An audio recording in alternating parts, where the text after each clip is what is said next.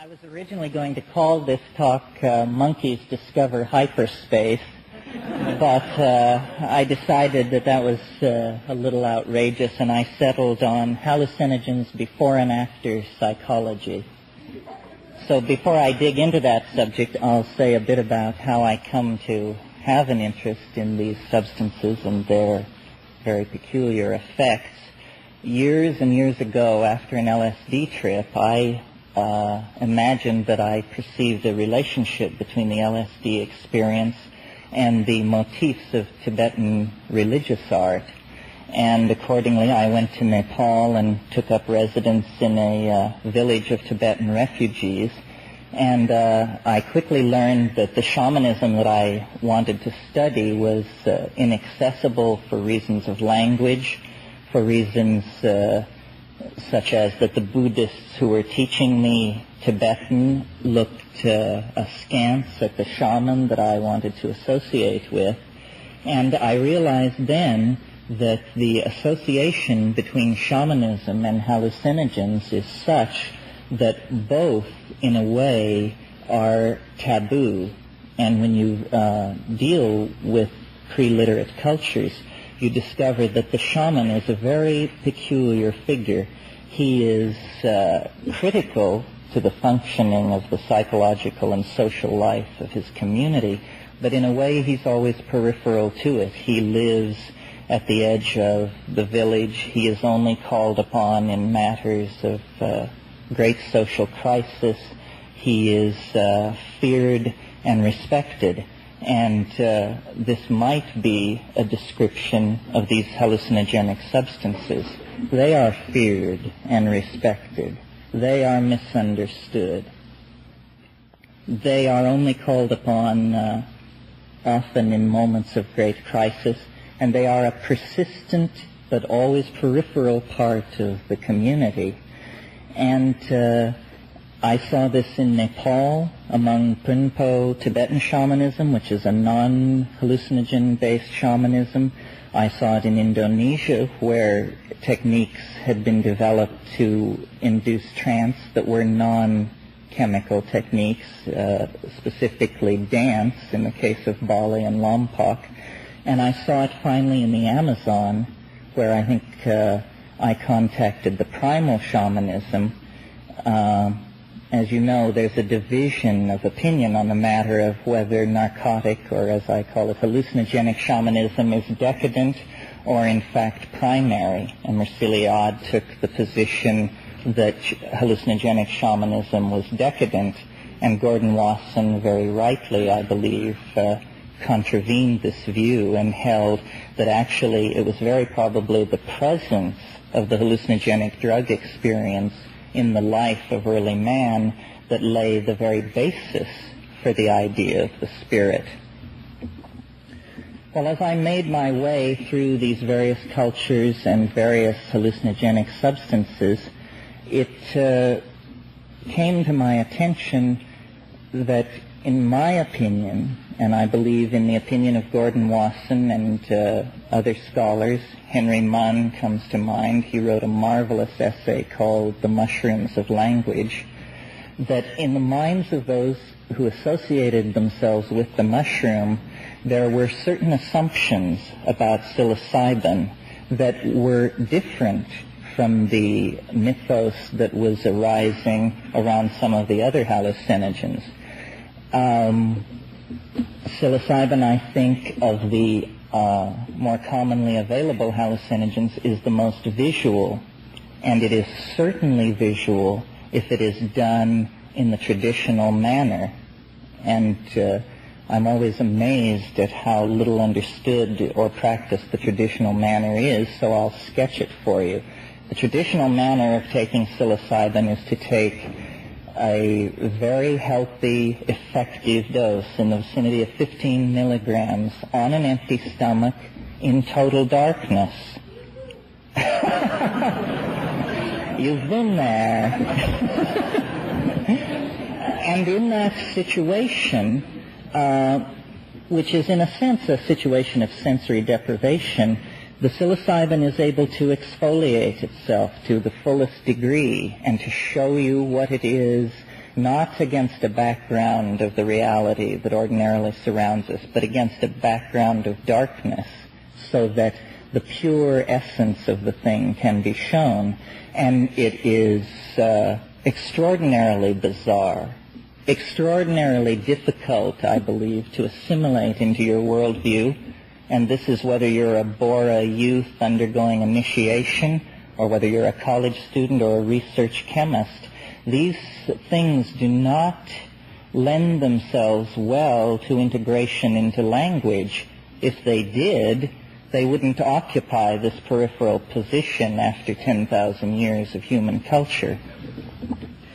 But above and beyond the visual intensity of psilocybin, the thing that sets it apart, I believe, is a phenomenon that might be described as an induction of audio hallucination.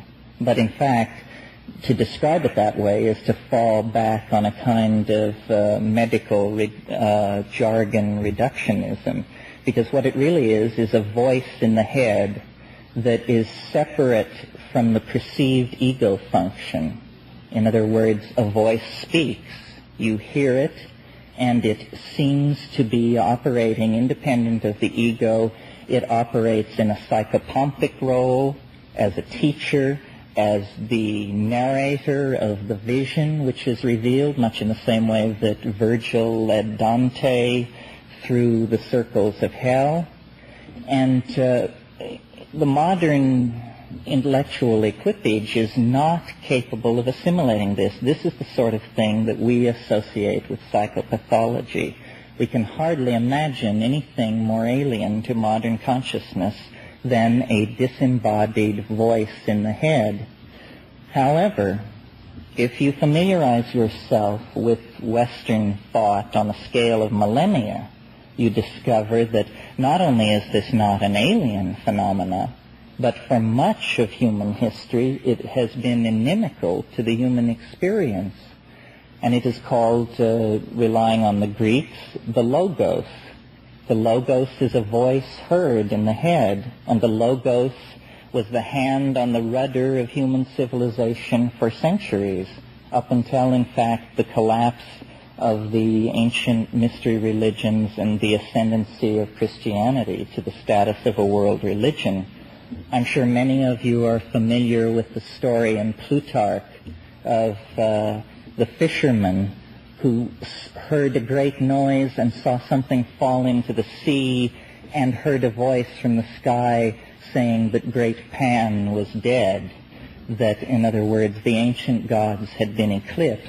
And, in fact, in Jungian terms, the ancient god, by falling into the sea, had been submerged in the chthonic unconscious and disappeared from the experience of ordinary people.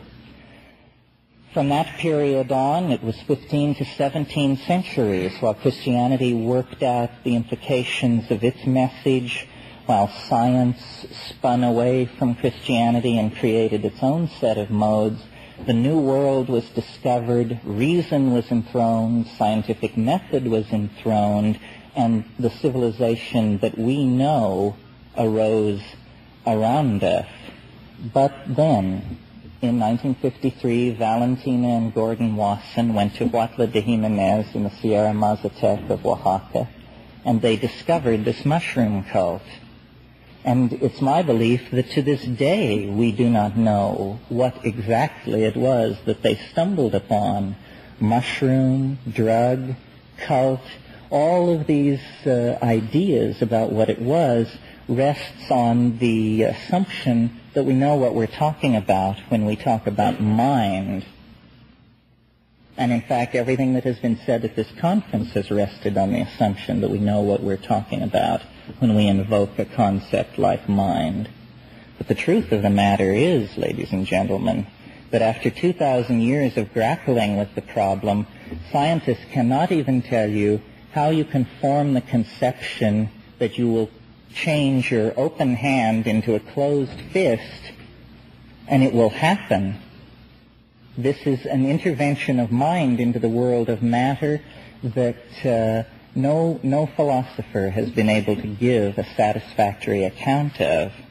Now, with the hallucinogens, this intervention of one realm into another, of mind into matter or matter into mind, is raised to a pitch of excruciating intensity. And it's my belief that one of the unconscious reasons which underlies the odd attitude of the establishment toward hallucinogens is the fact that they bring the mystery to the surface as an individual experience. In other words, you do not understand the psychedelic experience by getting a report from Time magazine or even The Economist. You only understand the psychedelic experience by having it, and therefore, to understand it is to embark on a course of action of self-education outside the context of your culture, because your culture has no answers about what this thing might be. Okay, so much for that. But psilocybin and DMT to a lesser extent, although it is so brief and so intense that it's sometimes hard to sort these things out, invokes a logos or reintroduces the phenomenon of the logos into the experience of modern people. So what can we make of this? I think we have to take it very seriously. I think that the culture crisis that we are involved in has to do, and by that I mean the entire global cultural crisis leading possibly to the extinction of the species, has to do with the fact that our models developed over the last 500 to 1,000 years have played us false. They aren't working. And the cultures that we have conquered with capitalism and technology, we have repressed their connection into these intuitive realms. We have established one method for the arbitration of truth, and everything which does not pass through that narrow gate is relegated to the realm of mythology or worse, cultural immaturity. And yet we are the culture that is in crisis. When you go to the rainforest, you don't find cultures in crisis except to the degree that they are being impacted by us. So I believe that it is no coincidence that in this moment of maximum cultural crisis, which we call the 20th century, the hallucinogens, the entheogens, have emerged in Western culture. It is no accident that Wasson made his trip to central Mexico and contacted the mushrooms.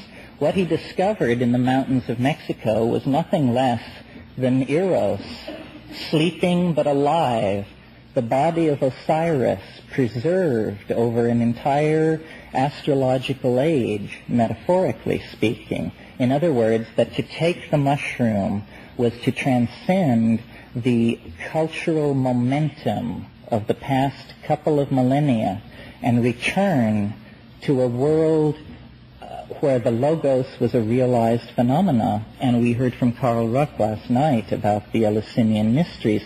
This was not a minor phenomenon. Over a period of 2,000 years, everyone who was anyone made the pilgrimage to Eleusis and had the experience. And it put the stamp on Greek drama, Greek philosophy, later Roman politics. All of these things were influenced by the hallucinogenic experience. So our culture, spiritually, has played the role of the prodigal son. We, for reasons of ideology, botanical geography, other factors, have not had visionary ecstatic hallucinogens installed in our culture as we perhaps should have over the last several hundred years. Now that is changing. And in order to understand what the change means, you have to look further back in time, in fact, past history to prehistory, again to the model of the shaman, not the shaman as anthropologists describe him, but the shaman as shaman dream him. Because every shaman looks back toward an archetypal first shaman who was superhuman, who did go to the stars, who could go to the bottom of the ocean, who could move through the gates of death and return with a lost soul. Now, it seems to me, when you pull back to the perspective of several thousand years, all of history can be seen as an adumbration on this wish, expectation, hope for a superhuman condition, for a transcending of the laws of gravity, of the laws of life and death, into a superhuman condition that was salutary for mankind as a whole. In other words, the shaman as the archetypal perfected man. Now, this afternoon you heard Metzner refer to alchemy as one of the refractions of this concern with the perfection of the spirit. It is about the projecting of a perfect substance, which is the self, purified. But it also led to the rise of modern science, basically through a misunderstanding.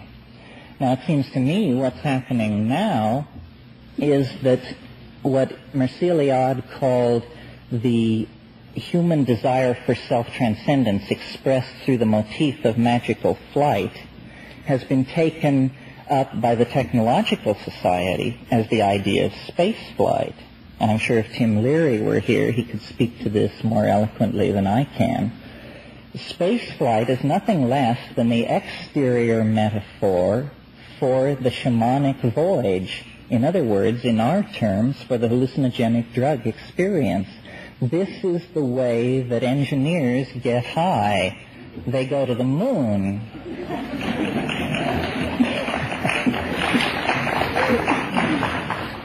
What we need to do to transcend our cultural schizophrenia and to heal the rift between spirit and soul, or world and self, is to realize something which we all pay lip service to, at least I'm sure all the people in this room pay lip service to, which is the idea that the inside and the outside are really the same thing.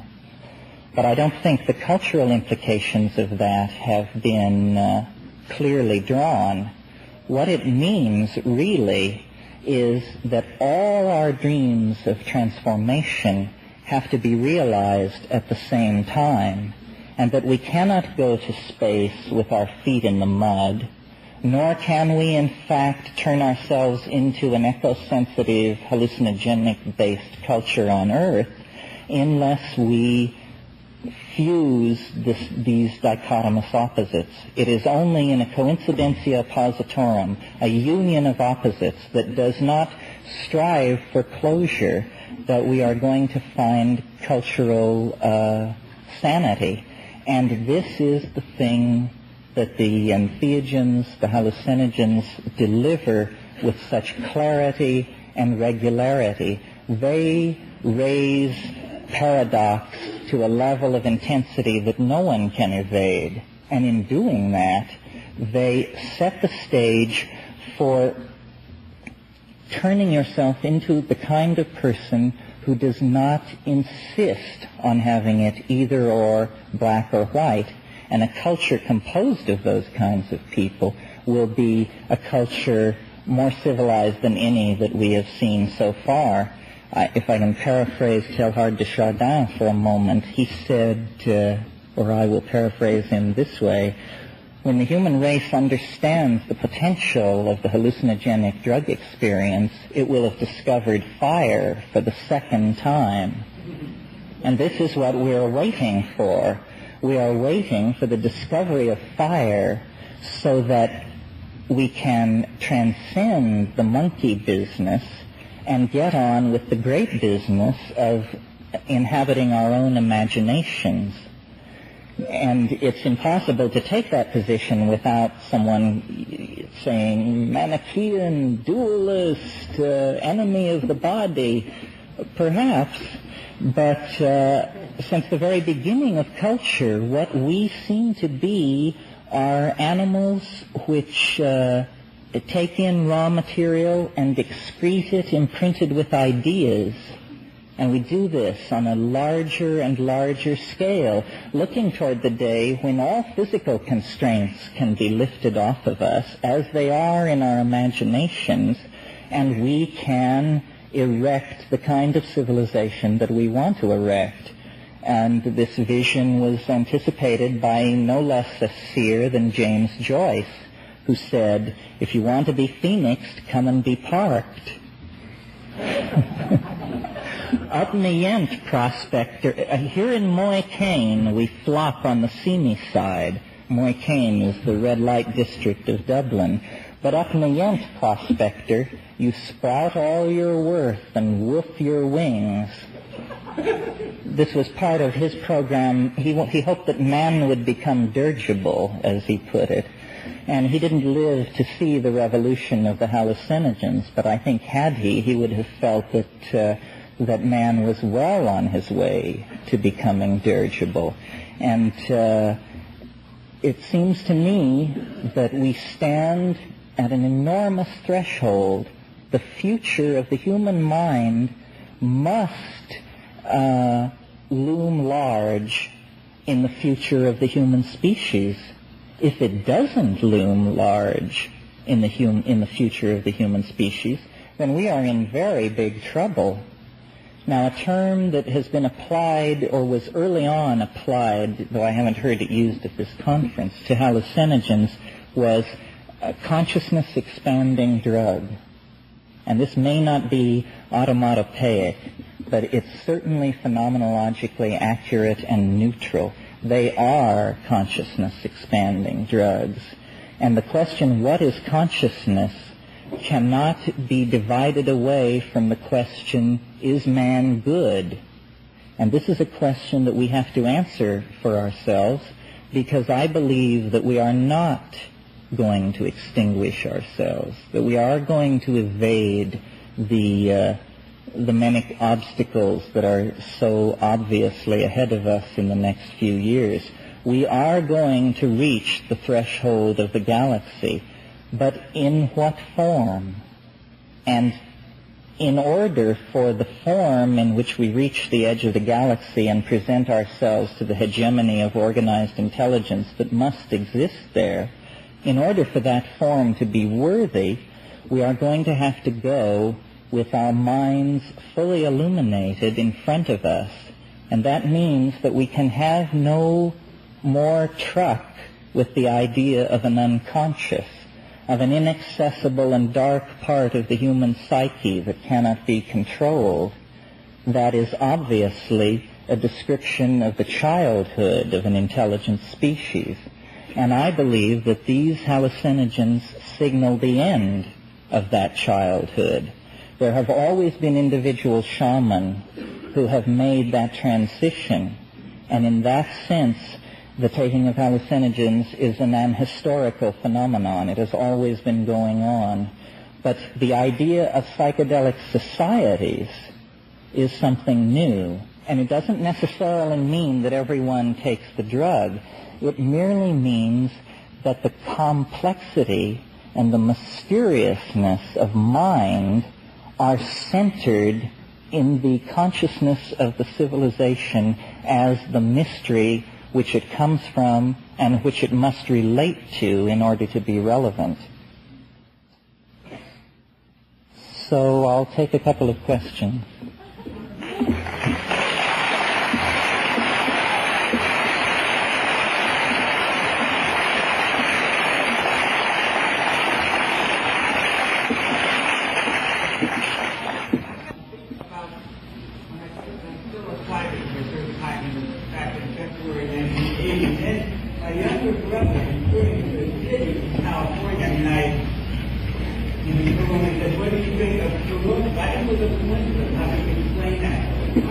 Well, you know, a coincidence is what you have left over when you apply a bad theory.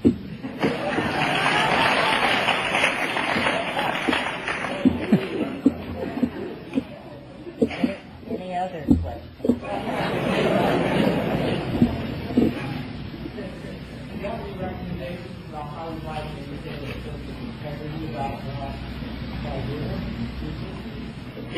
About idea that the mind is the central,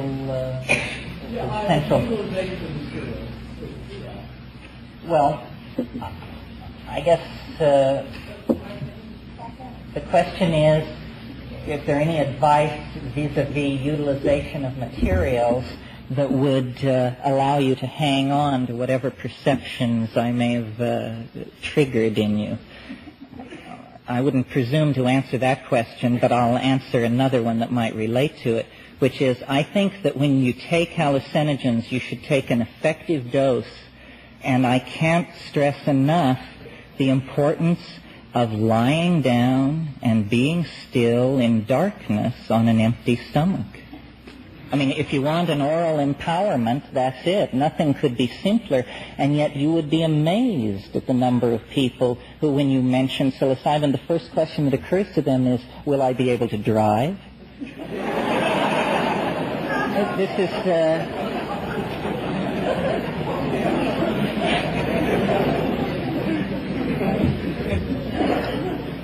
One more. Yeah. Which way would you categorize NBA? With regard to what?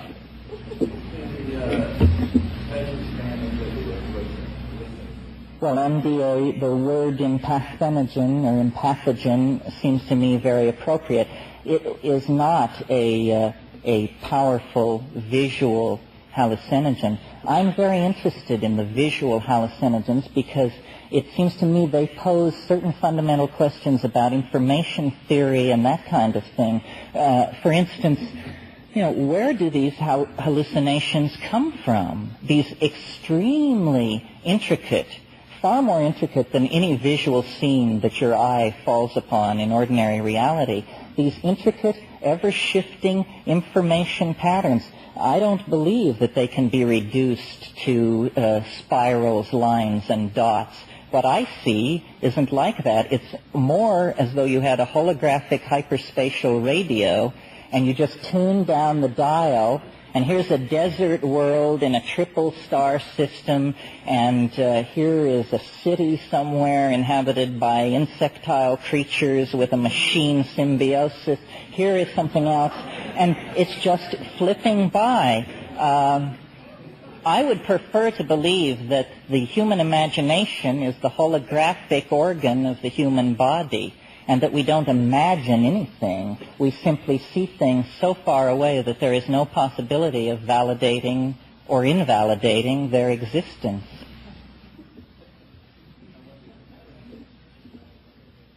One more. I was interested in the psychotherapeutic potential for dimethyltryptamine being a short-acting tryptamine. Is there enough time within that peak experience to benefit from any death rebirth experience, or is it, in your opinion, too short-acting drugs have any profound, lasting effect? No, I think it certainly has a profound and lasting effect. The very brevity of it serves to convince you that it isn't a drug at all, but that it's carried you into another dimension and back again. And that alone is something to ponder. Well, I thank you for your attention.